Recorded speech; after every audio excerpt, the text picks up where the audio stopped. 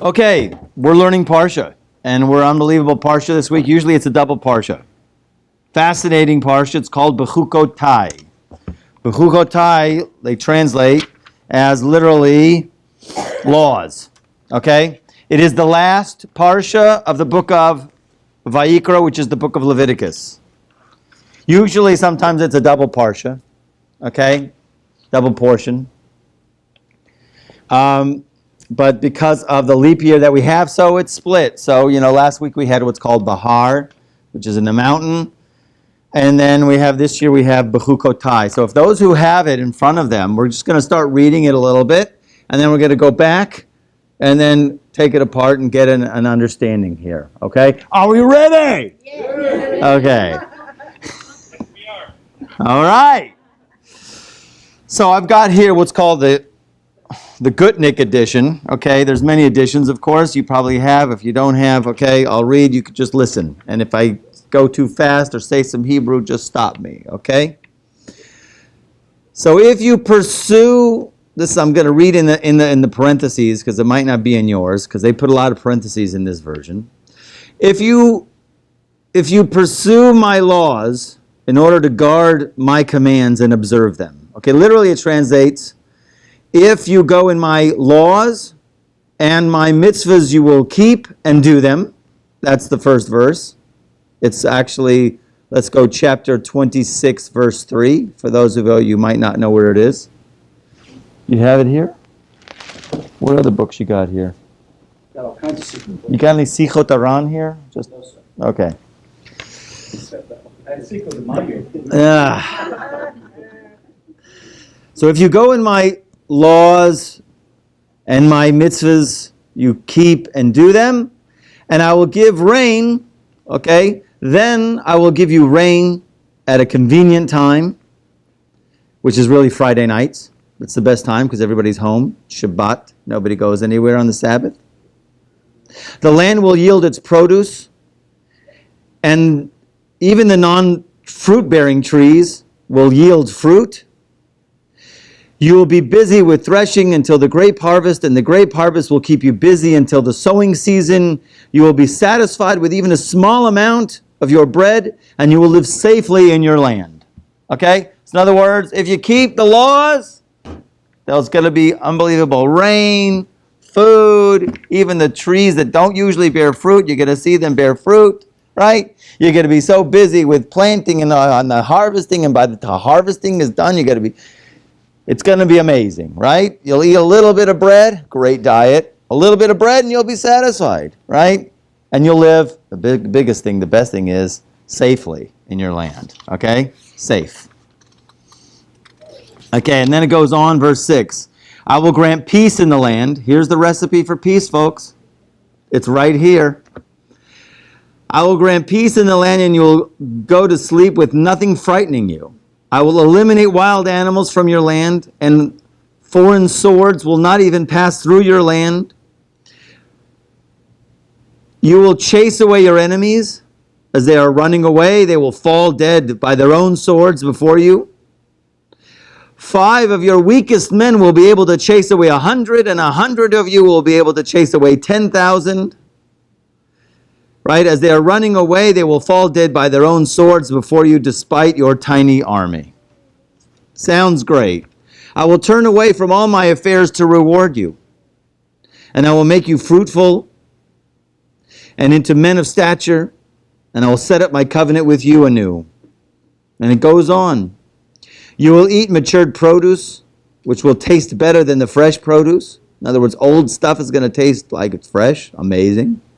The storage houses will be so full that you will have to clear out the old stuff to make room for the new.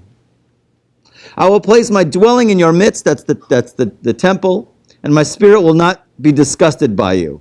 It's kind of a strange verse. We'll go back. When you go to heaven, I will stroll among you, and you will feel comfortable with me, but I will still be your God, whom you fear, and you will be my people. I clearly have the power to bring all these blessings, for I am God, your God, who took you out of the land of Egypt with great miracles, freeing you from their slavery. I broke the pegs of your yoke and led you upright. So those are the blessings, okay? And then it starts with the non-blessings, or we call curse. Okay? This is the consequences of failing to observe the mitzvot. And there are 7. But if you do not listen to me by studying the oral law, we'll discuss that in a minute. That's number 1. In other words, if you don't listen to me and you don't do my mitzvahs, right, and you do not perform all these commandments, and if these lead you to find people who keep my laws disgusting, which is an interesting commentary. In other words, you'll see people who are religious and you won't be too excited about them. And it leads you on further to the people who study the laws, the Torah scholars. You will hate them. And it lead you to stop others from performing the commandments. And you deny that they are even commandments. Then you'll go and say, that's not even a mitzvah. Not even come from Sinai. And then you will eventually break my covenant by denying the principles of faith. In other words, you just go farther and farther away, and it starts with not studying. And then eventually you'll go to the point where what? There was no Mount Sinai, and life is just life.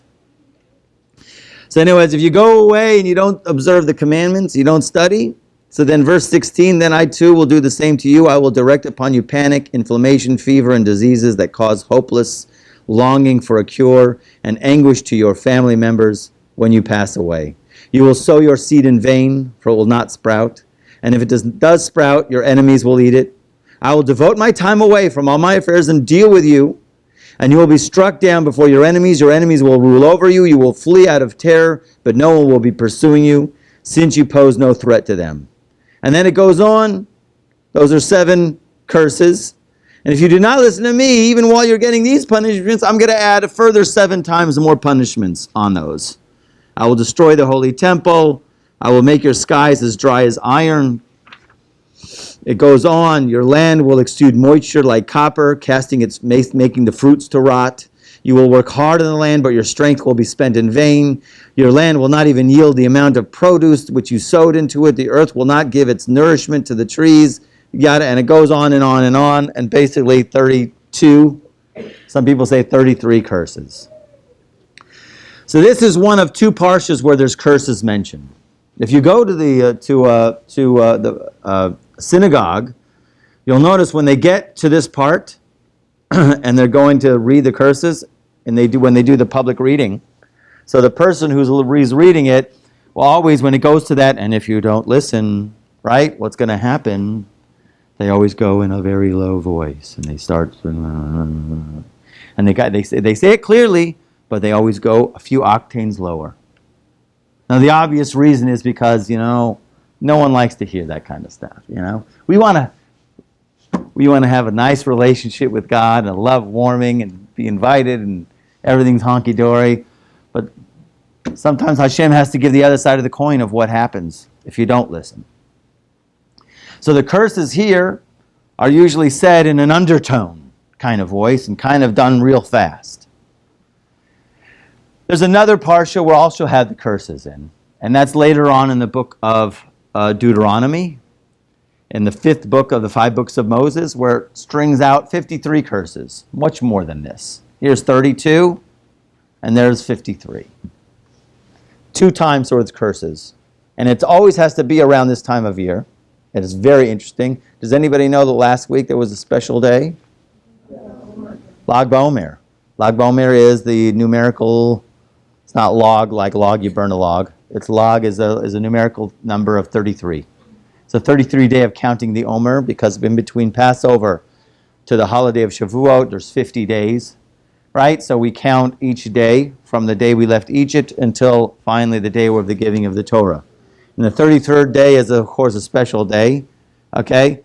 It's very interesting, it is the day where the sage Rabbi Shimon Bar Yochai went up, who was an unbelievable sage.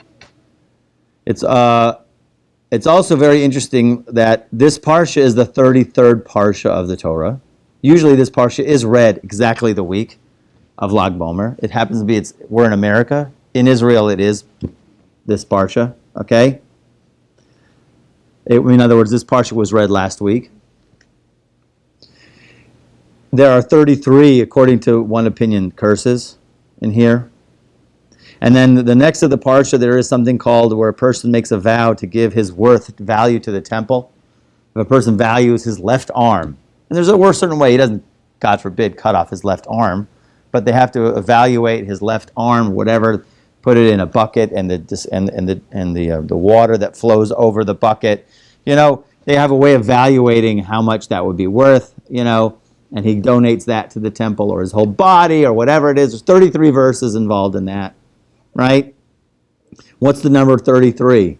It's a fascinating concept that goes there. If you look at where's 33 in the Torah, there is a place where there's 33 in the Torah. Maybe some of you might know. Yeah.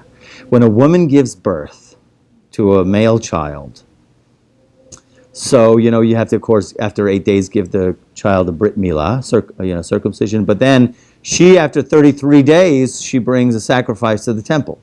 It's specifically 33 days. There's a thing about 33 days that, and we look at it as one person commented that, going out of Egypt was the birth. You got something new. You did give birth to something. Maybe you don't know what, okay? And those 33 days usually were what we call schlepping along from Passover until last week. And then from last week, which was Lag BaOmer, the 33rd day, until Shavuot is another 17 days. 17 days is the numerical value of the word tov, which means good in Hebrew. So in other words, the work we do like, the woman who gave birth, okay, the first 33 days it might be hard, and usually after that 33rd day, there's a shift, and things start to hopefully get easier, okay? Not always, okay? But the same thing is by us in terms of our process and the process of growth between Passover to Shavuot. There's a 33rd, and then there's a shift, and then it's almost as if we push those first 33 days. We push, and then once we hit 33, then we're pulled. We're pulled to Mount Sinai like in a tractor beam, right? I mentioned to my daughters tractor beam, and they're like, what's that, right? Okay. Oh, no, they did remember. Star Wars, yeah, it came from there, right? So there's a great story about these curses. And we know that there are 2 points where there's curses. Before Shavuot, we have to read these curses, because Shavuot is a new year. It's considered another new year, a new year for Torah learning. And then there's another time we'll read the curses just before Rosh Hashanah. We have to finish the year with the curses. There's a statement like that. But the interesting thing is, in these curses, really hidden are blessings. A curse is no such thing. A curse, one rabbi described to me, is just a blessing the long way around. But really hidden inside these are our blessings. And the great story by the Baal HaTanya, the Lubavitcher Rebbe, he used to read every year the curses. He used to be the one who was laning. He was laning in the Torah, which means he would be reading in the public reading of the Torah in the synagogue. He'd be reading them. And then one year he wasn't there. Either he was ill, he was away. So they had to get somebody else to read it. And the son of the Lubavitcher Rebbe, he was there. And when they started reading the curses, he passed out. They dragged him home. They finally revived him. He was sick for a month. But they finally revived him, and they go like, what happened? And he says, the curses. And they go, you've been in synagogue for a long time now. You're hitting 40. And you've been hearing them all these years. Why all of a sudden here when, did you pass out? So he says, every time, my father, he would read them. Every time my father read them, I only heard blessings. So there's a way that each one of these things could be understood as an unbelievable blessing. But okay. And so there's another reason why we have 2 sets of curses that it brings down in the Zohar. That this set of curse is really the set of curses that go with the first exile, the destruction of the first temple. The second set of curses that you'll see in Deuteronomy, which we'll get to later, have to do with our current exile and the second temple. Okay? But this one, just to put it in perspective, that's why there's two. We'll get into some detail later. But now just to go to the beginning part, we have to talk a little bit about this. Okay? Im b'chukosai telechu. The first three words of this Parsha. If in my laws you will go.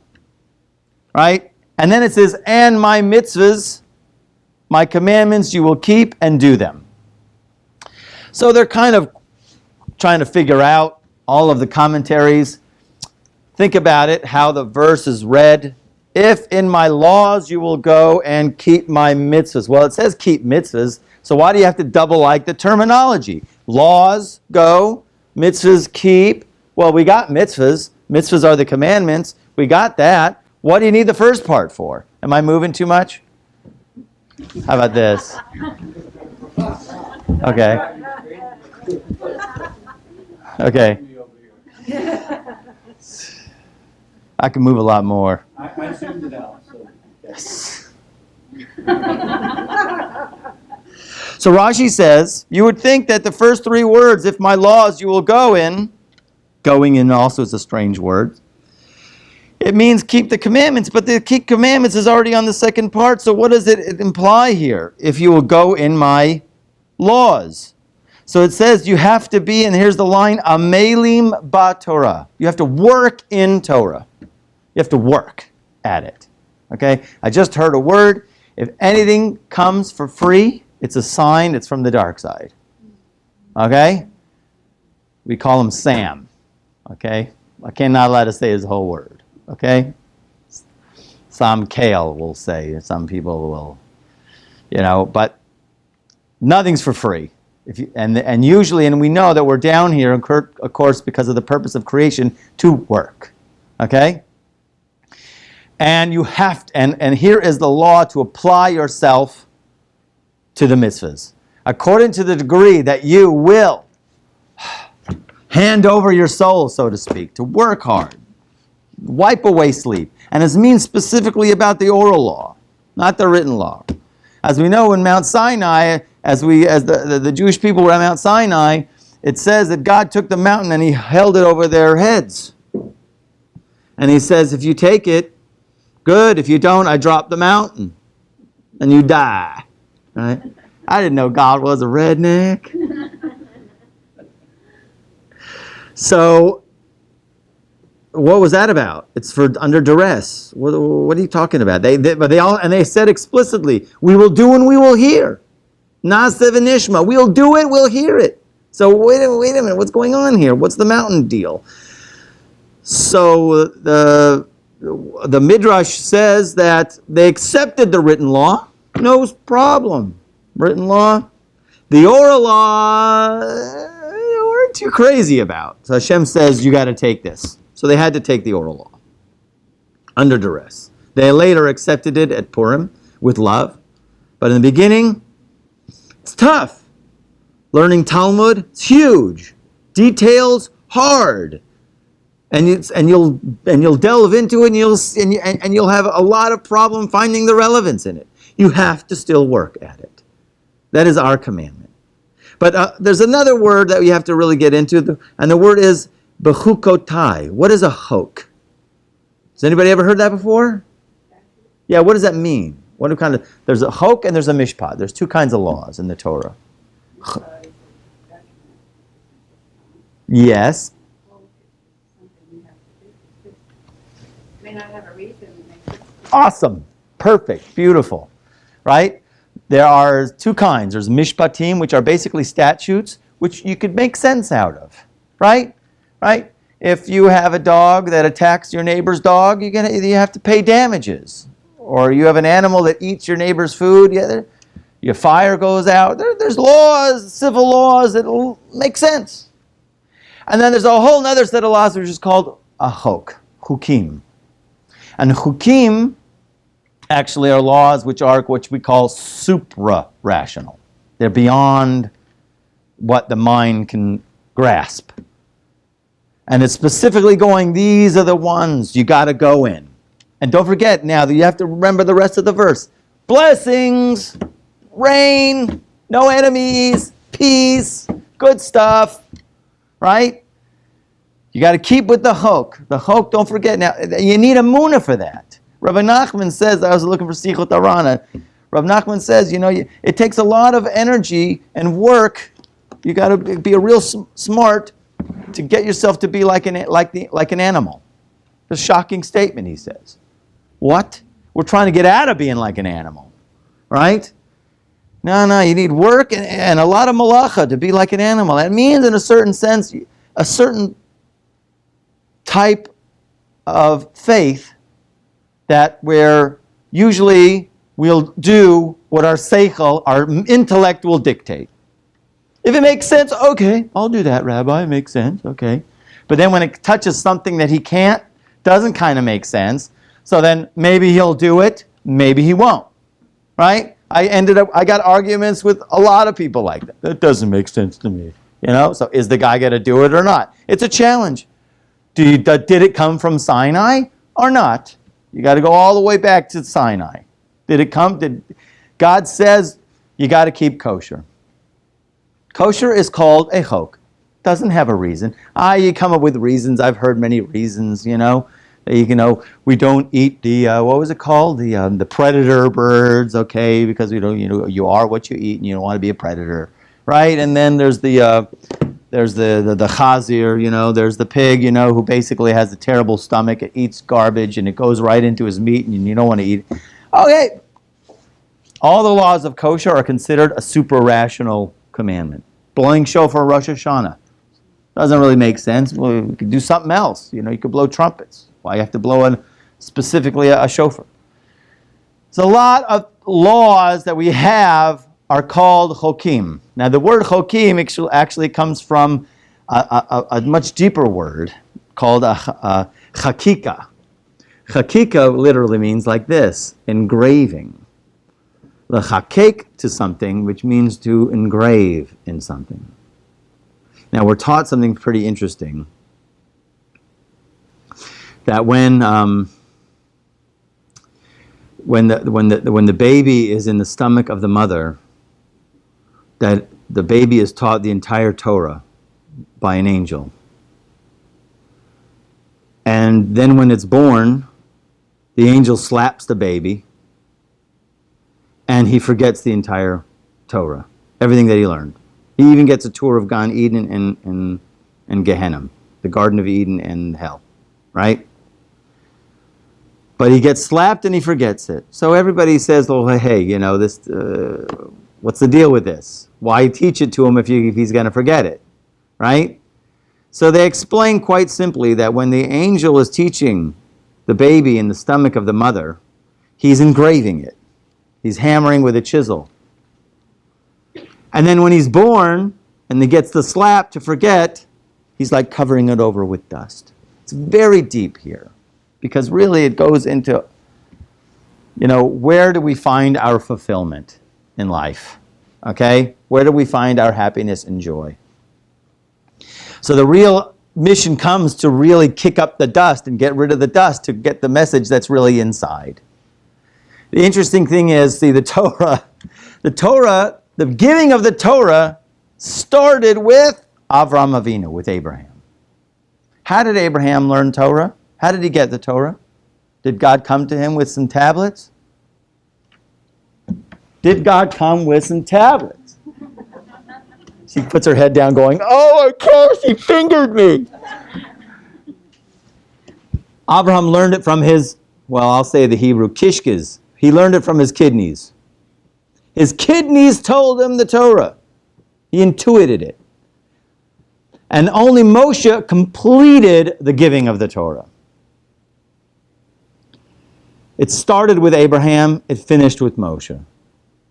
Now, the fact that Moshe had to come down with the Torah, it was necessary, it had to be, but really, the best way to get the Torah is, it's inside. Okay? So the idea really is, the fulfillment, people have to know how to not look out there for their fulfillment, for their happiness, and for their connection, because all happiness is in our connection. But to go inside for our happiness and to get enjoyment and to get our kick, to get our inspiration. Okay? So the word chukim that you have to go in goes into a very interesting idea of even things that we don't get. You have to keep learning. You have to keep learning. Torah is a chok. Hashem says you just have to keep learning. You got to show up to synagogue, you got to open up the books, and you got to keep going. Even though the Torah has some kind of weird thing about it, that you forget it after you learn it. It's weird. It's almost like Chinese food, you know? It's like an hour later, you know? Lahavdil, Elef Avdalos. Okay? But it has some kind of thing that if you don't keep learning it, you forget it, and it leaves you. If you leave it one day, it leaves you for two. This is what we have handed down. You leave it for one day, it leaves you for two. You got to keep connected to it. Okay? So now, the weird thing is, okay, we see the first things God's saying, you got to keep these mitzvahs. Chokim, mitzvahs, and then what's the rest of it go? And if you do, you get rain and produce and blessings and peace, right? Now the biggest thing is this. Wait a minute. Just wait a minute.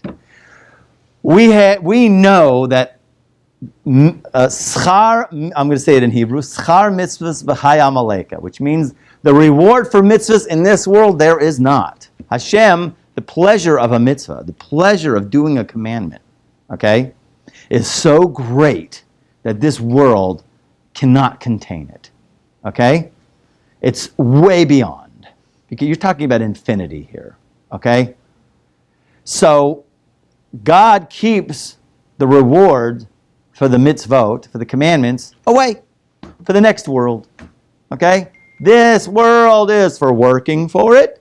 Next world is for getting the reward. This world is the corridor. We prepare our food before the Sabbath, and then this big Sabbath is for eating the food. Right? We can understand this. But then how come it says, brings down all these rewards? You keep the mitzvahs, you'll get rain and peace and none. What is this?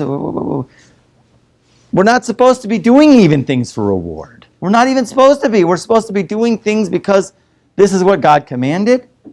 And we want to be in sync. We want to be in alignment just because this is what we're created to do. You know, that's my own personal attitude, you know. God, you know, the next world, you know, I think that's his. I try to do things for the sake of heaven, not for the sake of doing a reward, not for the sake of getting something. We try. It's a process. We're all in the process, okay?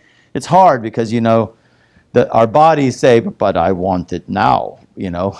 I want this now, you know. And, you know, so we're trying to wean off the influence of the body that wants X pleasure now. And we're trying to say, okay, no, there's bigger things. And we're trying to have a relationship with God. And when you're a son of the king and you just want to do the right thing because that's the right thing to do in the business. You're in the business, you just want to run the business. You don't expect to get anything from it. If you believe in the campaign, you just want to do the campaign. So why would there be this listing of these rewards here? And also the language of telechu, if my statutes you will go in. Going is a strange language. What does it mean by going? Why does it mean my statutes you will perform? Osei. Like osei means to make or to do, right? Or mekayim, you will establish. Why does it mean going? Okay? So here comes the big rule. Okay? And I said that it's the word of chok, l'chakek, the angel engraves. Because really all these words, the words of Torah, it's not enough you read it, yeah, it's good, and then you move on, and then you have to engrave it. You have to work to engrave it. You have to get into that engraving. Okay? That's what the chok is, or the chakika, or the engraving is. Okay? So now there's other engravings. An engraving is something that's set, right? It's a unification too, right? There's certain things that we see in the world that are very much set. And if they were to be off even a little bit, that would be it. It would be the end.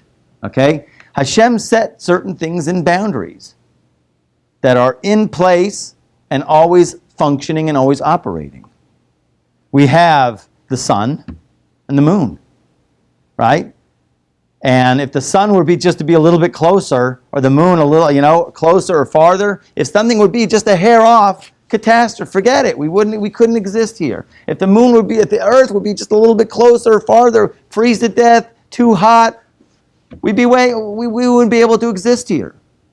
The most amazing thing is, it took me years to figure it out, till it finally hit me, which was, if you take a clod of dirt, right, and you put it in some water, like even the same amount of dirt to the same amount of water, what's going to happen? It's going to dissolve. Our earth is 3/4 water, right? It's 3/4, and here we're just, or is it 2/3 water? 2/3 water, I think.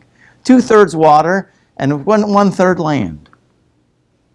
I mean, according to what we would see things in a micro, it should be that it should all just dissolve.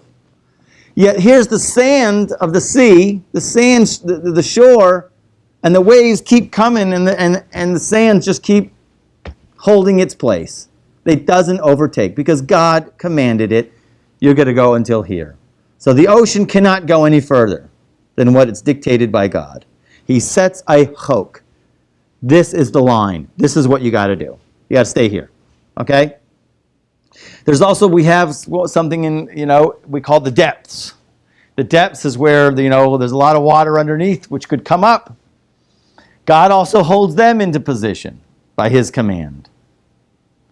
And all of this is through what it says in Yirmiyahu, in the prophet Jeremiah, Im lo barisi yomam v'layla chukot shamayim v'aretz lo samti. If I didn't create the heaven, the day and the night, the laws of heavens and earth I would never place. Which means what? That really it comes out that the way we understand all of reality is that God looked into the Torah and created the world, very much like a blueprint. Very much like an architect will look at a blueprint to make a house, right? So very much so we say God looked into the Torah and created the world. But it's different than that. It's much deeper. Because really what it is, it's very fascinating. It was explained to me, Rabbi Akiva Tatz explained it in an amazing way. It's not that he looked into the Torah, made the world, and then he just, wrap up the Torah and put it on a shelf like blueprints like an architect does. It's really a dynamic that the Torah is constantly giving every single thing. In reality, in this world, its animation, its existence. Everything here exists by means of the Torah. How does it work? Here's the imagery that he gave. So imagine now, I don't know about nowadays when you go to a movie theater, but with the digital world and everything like that. But in my days, there was a projector, film, and a screen, right? What? Picture show. So you have the projector, the film, and the screen. Now the projector is the light of God. The film is the Torah, and the screen is the world. Every single thing that we experience on the screen is emanated through the Torah. Constantly. That's why all the time we're asking, where's the source of that in the Torah? Where's the source of that? They ask in the Gemara, Haman min haTorah mi'ayin. Where does Haman who was in the story of Achashverosh and Queen Esther, Haman from the Torah, where from? They ask this. And they bring it in and they show you where it is. Where is it? You remember? It's in Adam in the Garden of Eden. When Adam was hiding, right, when God came into the Garden of Eden after he'd eaten from the tree of knowledge of good and evil, God came looking for him. Adam, where are you? And he says, well, I'm hiding, because I didn't have any clothes on. And then God says, Hamin ha'etz, from this tree that I commanded you not to eat, did you eat? So Hamin, they located where Haman is in the Torah. We're always trying to find where it is in the Torah. Okay? The Torah is the blueprint, but it's constantly giving everything its animation. Now it goes a little bit step further here. Okay? And this is how it works. Okay?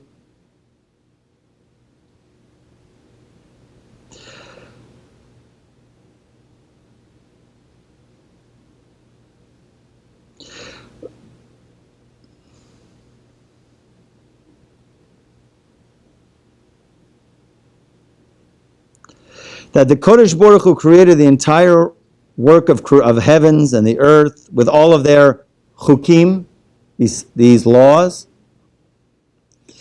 As it writes, V'yamidem li'ad le'olam chok nasan v'lo yavor. And to all the creation, the heavens and the earth, the shemesh, the sun and the moon, the sea, the sand of the sea, and the depths, all of them have their laws, their statutes, which they have to go by. And the whole order, the fixed order that God fixed for them to do. And if they were to turn one bit, like we just discussed, we couldn't exist. Everything would just go to destruction. Because we say all of the existence of the creation is dependent upon its chok, its statute, its law. And the root of all of the chukot, of all of the laws, is the chukei Torah, is the laws of the Torah. In other words, the Torah dictates all of those laws constantly. That God put the nature of the world and all of their forms and all of their lines and all of the way that they behave is dependent upon Israel establishing the statutes, the laws of the Torah. Because when Mount Sinai, basically when God held the mountain over the heads, he says, the entire creation is dependent upon you. If you take the Torah, then creation will keep going. If you don't, everything's just going to be dissolved. Everything's going to go back to the way it was. See, the way it is that the Jewish people were fixed into this creation in such a way, when the Torah was given, that the whole nature of the heavens and the earth will be dictated as they fulfill those laws. If they don't fulfill those laws, then the world goes to destruction. So to cut to the chase, the question we asked was, wait a minute, there's no rewards for mitzvahs. There's no rewards for following the laws. We don't do things for the sake of following the laws. And the reality is, it's not that. When it says you got to keep these laws, otherwise, and you'll have blessings, and if you don't, you're going to have curses, the reason is what? It's because that's the nature of the world. If you don't keep them, the world's going to fall apart. So I had an idea that came to my mind. It's been actually in my mind a lot. Because it's not a reward and a punishment. It's just the way that the nature works of this world. That my Rosh Yeshiva, the head of my school, he said to me, well, he always taught us. He says, in the days of the Messiah, which these blessings, the beginning of these blessings really apply, in the days of the Messiah, the nations of the world will be beating up the Jews to learn Torah. They will understand in the nature of blessings and the nature of the world that when the Jew is doing mitzvahs, when the Jew is keeping the commandments, so then everything runs smoothly. And when the Jew doesn't, so then that's when things go haywire. So here's an answer to anti-Semitism. Okay, one answer. I mean, there's going to be people that are going to hate us anyways. But I saw an article recently. My daughter, she showed me an article recently where this woman was just ranting about, how the Jews run Hollywood. And she's still a little, I don't know everybody. I know Spielberg, right? And this huge corporation, and she start listing them, right? All of this and there, and they're here, and they're there, and there, and they're, I don't even think she got to the level of conspiracy, but she got to the point where, you see what they're doing, right? Right? they're controlling things, and they're in things, and they're doing things for their own ends or whatever it is. And you see, what they were kicked out of all these nations. Must have been they were doing stuff bad there. Why'd they get kicked out of all those nations, right? Must be, there's something wrong with them, okay? So, yeah, we understand that. We come from the, but when I see the list of the people that she lists, well, I go, of course, why not? I can understand it now. None of them are following chokim. None of them are following the laws. So I feel bad, I really do, that we have those among us who are in such places of such power, There was an interview by, who's the guy who played Godfather? Marlon Brando. He's mad at the Jews. And then there's Mel Gibson, of course. He's cursing them out as he's being hauled away by the police, on a DWI, right? And I'm like, I don't blame him. Because something, we know that when a Jewish person, they fall out, when they fall out of the line, so then they're very distant and things, they go bad. They go real bad. Okay? So really, the best final solution, okay, would be like what my Rosh Hashiva, like what my rabbi says, that really, if there would be an awareness to get to, you have to, what can you say? You have to force these guys to get an education, okay? To force some of these people, I don't know how, I don't know what way, and I don't know with what means, You could tell Spielberg he has to go to shul once a week, You got to go to a rabbi once a week. Actually, it will be like that. I'm telling you. My rabbi says, you'll be sitting in the house of study, and you'll just, I can't get it together, man. So you just want to walk out, and you just want to leave, and because you're not used to this, and then there's going to be two huge bodyguards at the door, right? You got Tyrone and Thelonious, right? And they got the earpieces there, and you get to walk in, and they go, "Where are you going, sir?" Right? I gotta go get some milk at the store. And they go, "Yeah, Cohen needs some milk at the store. It's going to be picked up and brought to your house right away. Why don't you go back inside, sir?"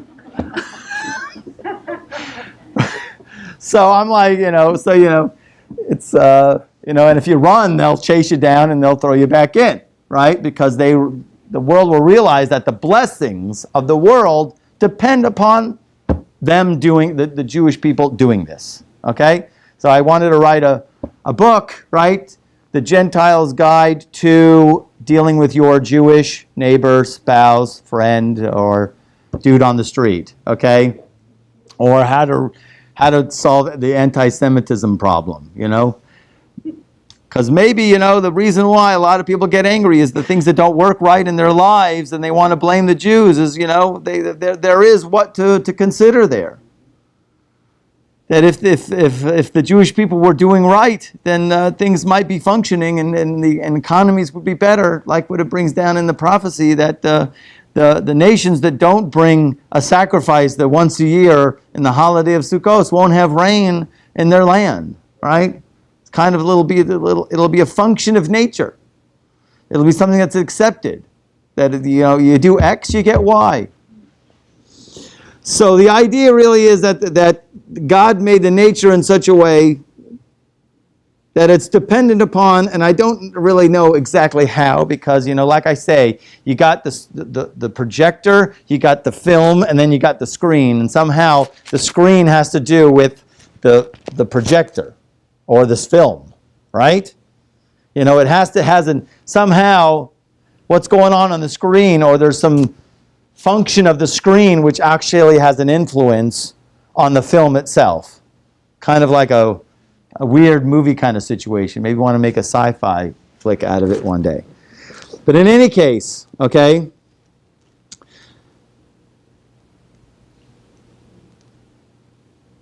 that by way of this, so by way of the Jewish people keeping the Torah, Ma'abidim kol mechunam et kol seder habriya, so everything, all of the order of creation, which is depending upon the laws of the Torah, will continue to function. And this is what it means. That if I didn't make a covenant with heaven and earth, that the laws of the heavens and earth I will not make. In other words, I will destroy the heavens and earth if they will not keep it if the Jewish people aren't keeping my mitzvahs. It's not an onish. Rather what it is, it's just a existence of the creation and how it runs. So now that there are three, the Slonim Rebbe brings down, that three basic, that the Midrash counts this. Basically you can divide the creation into three divisions. Okay? You'll have what's up, what's here, what's below, right? You'll have the heavens, you'll have the surface of the earth, and then you'll have beneath surface. Okay? As we already enumerated, you'll have the sun and the moon and how they function, and they have to function according to their boundaries. And even though it doesn't make sense, you have to follow it. You have to develop emunah. You have to have faith. You can't get too sophisticated with it. Okay? If this is what God wants, you do it. Like an animal who follows the master. That's why one of the kavanot, one of the special intentions of blowing the shofar on Rosh Hashanah, on the new year, we blow a shofar, an animal horn, right? Not a trumpet, not a trombone, not a saxophone, right? We do an animal horn because and when you blow it, it makes an animal sound. Because really it's supposed to awaken, actually, believe it or not, the animal within us that just wants to follow God. It just, it doesn't get into what we call chachmas. Chachmas, which means, sophisticated ideas and doubts and no clouds. We're just going for this. Okay? So you'll have above the heavens, and then you'll have the surface, which is basically the sea and the seashore, and then you'll have beneath. So all those three basically divisions really are a symbolic of us and how we have to run. We have a mind. It's kind of above the rest of the body. We have a heart, kind of in the middle. And then we have the rest of our limbs, of our body, which represents the deeper parts. Which basically all of these have to what's called follow a chok. And that's why it means telechu. In my statutes you will go. Going means, it could mean a lot of things. There's a lot of explanations for it. But here he explains going, which means everything has its specific way that it has to function. It has to be within certain boundaries, certain limits. There's certain things, in Torah Judaism, you're not allowed to think about. You're not allowed to think idolatristic thoughts. You're not allowed to think about a lot of things, actually. The mind, there's certain boundaries where the mind has to have a limit and has to keep functioning on that limit. The heart, the same thing, feelings. The Torah, the mind actually has to dictate what the heart feels. Okay? Avram Avinu, he could have gotten all crazy when he had to sacrifice Isaac, right? But his mind dictated what his heart should feel, that he's excited about this commandment. He was excited, okay? And then, of course, there's the rest of your body, okay? The rest of the body, the whole deep part, also has to have its function. It has to do the mitzvahs. Even though that sometimes the mind says, I don't feel like it, you have to fight against it because the reward is in the effort. When it's effort, if it's free and it's easy, then then watch out, because it could be from the dark side. It could be from the other side. But when there's work in it, when you have to strain, that's where the real reward comes. And we all know that. Anything that you've worked for in your life, and the harder you've worked for it, it has much more reward. It's much more fulfilling when you work for something. Okay?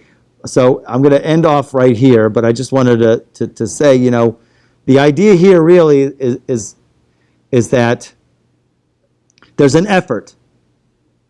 And you don't taste your soul, this is just really what we want to experience, until you put out maximum effort for it. You're a male. Until you work for it, you engrave it, you got to sweat for it. I know it's work, and some people just want it free. No. It's weird, but this is how it works. It's like you don't get your soul until you give up your soul. Okay? So in other words, sometimes things are not easy. You come home from work, you're tired, you don't want to pick up a book and read it. But you got to put in 5 minutes. Or whatever it is that you do, whatever, everybody has their level. Everybody has their place where sometimes things are just challenging. And that's where the gold is. The gold is in the challenge. To do the right thing at the right time. And the harder it is, the better it is. We should all have a blessing, right? To be aware of those places of our challenge and stick with them. Because that's where the blessing comes from. And also, if you happen to see any Jewish guy who's not religious, who's in a deli ordering ham, you got to help guide him. I was going to say, man, you call Leroy and Thelonious, man. Haul his took us right back to the study house, right? So we should make a movement, and help us and help our people, the people who have strayed from the path, and bring us all in. And God should make the entire world aware of God's presence, and we should see peace and harmony. Any questions?